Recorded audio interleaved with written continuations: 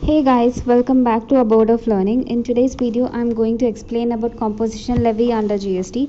I have decided to divide this into 2 to 3 videos so that it'll be easy for me to explain it and for you guys to understand it too. So let's just get started with this. In today's video, I'm going to cover the following topics: what is meant by composition levy, eligibility, who cannot opt it, what are the conditions and restrictions of this, what are the advantages and disadvantages of opting composition levy. What is composition levy? Well, composition levy is basically a simple and easy scheme under GST for taxpayers. Taxpayers under composition scheme pay tax at a fixed rate of turnover. What does that mean? That basically means if you are a normal taxpayer under GST, there are 4 rates. Your goods or your services, whatever supply you are doing or whatever services you are providing, will come under these 4 rates itself, and you have to pay tax based on your HSN or SSC code, what is applicable to your service or for your supply of goods or service. What does HSN and SSC code mean? I'll explain it later. Now in composition levy, you will be paying tax at a uniform rate. It is not 5% for some goods or 12% for some goods. You will be paying a single rate on your turnover. This makes very simple. This is a very simple process for small business owners because they don't have to go through the whole procedure of finding out their tax rate for each supply of goods or for supply of service. This is a very simple and easy mechanism for those small business owners. What is the eligible criteria, or what is the criteria to opt composition levy?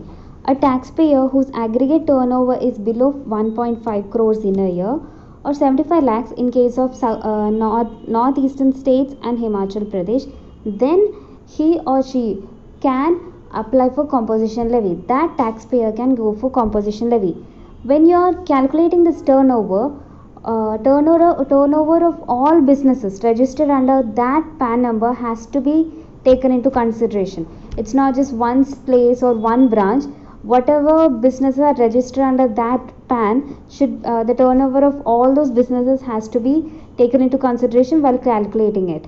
If it is more than 1.5 crores or 75 lakhs, as the case may be, then you can't opt it.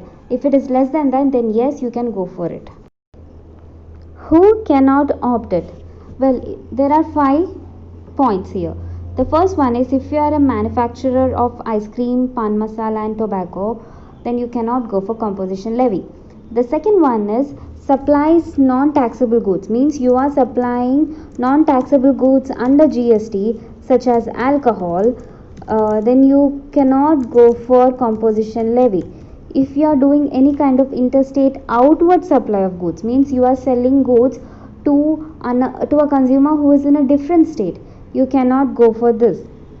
The fourth one is supplies goods through e-commerce operator, which basically means you are selling goods through Flipkart or Amazon, you cannot go for composition levy. The fifth one is you supply services other than restaurant and outdoor catering. These are the 5 points which has to be considered whether when you are going for composition levy.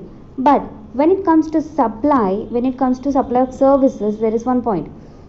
Supply of services where the value not exceeding 10% of turnover in a state, or 5 lakhs, whichever is higher in a financial year, in your preceding financial year, then you can go for composition levy. But if it is more than 10% or more than 5 lakhs, whichever is higher, then you cannot go for composition levy. So these points have to be considered when you are going for composition levy. Conditions and restrictions. When you become a composite dealer, there are certain conditions that applies. There are certain restrictions which applies on a composite dealer. So what are those? The first one is you cannot claim input tax credit. The second one is you cannot charge tax on invoice, which basically means in case of a normal GST taxpayer, he is supposed to charge GST depending on the rates, and he'll collect that money, pay to the government. In case of a composite dealer, you cannot charge that tax amount on the invoice you have to pay it out of your pocket. The third one is you cannot supply goods which are not taxable under GST, like alcohol. Fourth one is you have to pay tax under normal rates for transactions under RCM. RCM stands for reverse charge mechanism. I'll explain what reverse charge mechanism means or what transactions comes under reverse charge mechanism in another video. Well, RCM basically means the recipient is supposed to pay tax. The supplier won't be charging tax. It is the recipient's responsibility to pay tax to government, and he can also claim input tax credit on it. That is for another video. Anyway, the next one is a composite dealer has to register all or opt out where multiple segments of businesses are registered under same PAN, which basically means, let's just say you are into restaurant industry or business, you're also into textile business, so both of them are registered under same PAN. So when you are going for composition levy, you have to consider both these.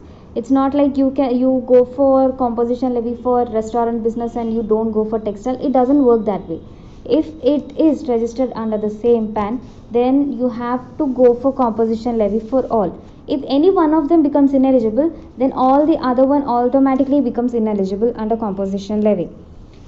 Next one, a composite dealer has to mention the words composition taxable person on every notice and signboard displayed on the place of business and on every bill of supply issued by him. Now, this is mandatory for that person to write on every signboard or notice board which he places in his place of business, means where he is doing business. And the second point is he cannot give a tax invoice. How can he give a tax invoice? Because tax invoice means you are charging tax, right?